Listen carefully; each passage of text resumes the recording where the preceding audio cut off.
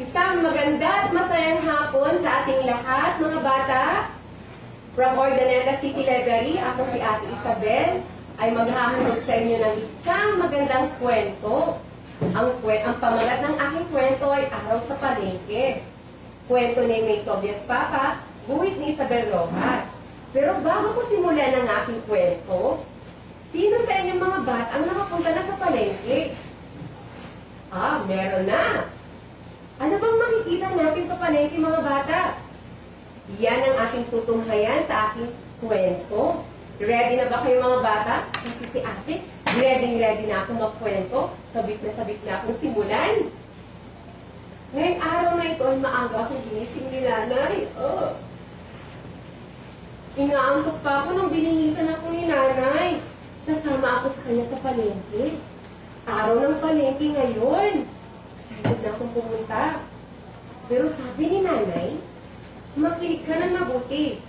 Humawa ka sa akin ng mahigpit para hindi ka mawala. Opo nanay, kaya humawa ako ni nanay ng mahigpit para hindi ako mawala. At isa pang bilin ni nanay na huwag ako magtuturo ng ipagbibili. Kaya ang sabi ko kay nanay, opo nanay, pangako ko po yan. Tig-isa kami ng bayong ni nanay. Ang bayong ni nanay ay malaki at makulay. Samantalang ang bayong ko ay maliit at kulay dilaw. Maingay sa palengke. Nagsisigawan ng mga tao pero hindi sila galit. Masaya silang lahat. Parang ang lahat ay magkakakilala. Suke! Suke! Bili na kayo! Mga suke! Suke! Manok! Karne! Isda! Gulay! At kung ano-ano pa. Maingay sa palengke, mga bata. Hindi ko gusto ang amoy ng palengke. Amoy karne. Amoy manok at isda. Malansang mga amoy. Ngunit bakit si nanay tuwang-tuwa sa mga kakaamoy sa mga iyon? Bakit kaya gustong-gusto ni nanay ang maamoy ng mga fish? Mainit sa palengke. Pinagpapawisan ako habang namamanig kami ni nanay. At saka maputik. Basa na yung tsinelas ko. Kaya pala gusto ni nanay na maaga kami. Kasi masikip ang palengke pag magtatanghali na, mga bata. Mababait ang mga tindera sa palengke. Pinatikim kami ni nanay ng kanilang sari-saring paninda. May pakuan, may lansones, at may bibingka.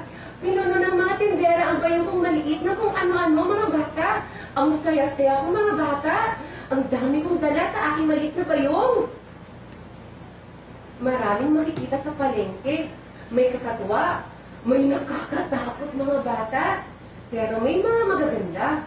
At may nakita ko dun. Ang ganda. Ang ganda, mga bata. Ang ganda ng nakita ko. Isang munting pulang kalan na may munting palayo.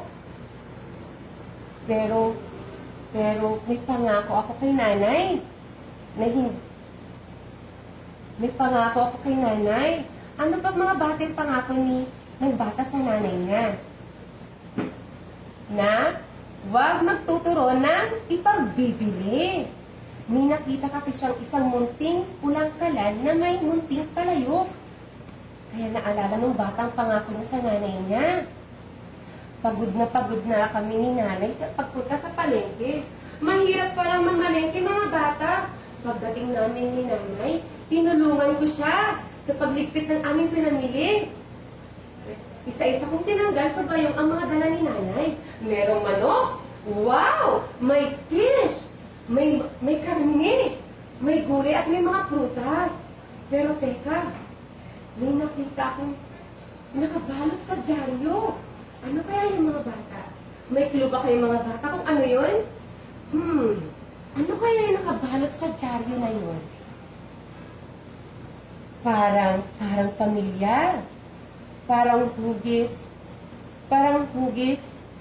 ng isang munting kalan na may munting palayok. Ay, ang saya-saya ko!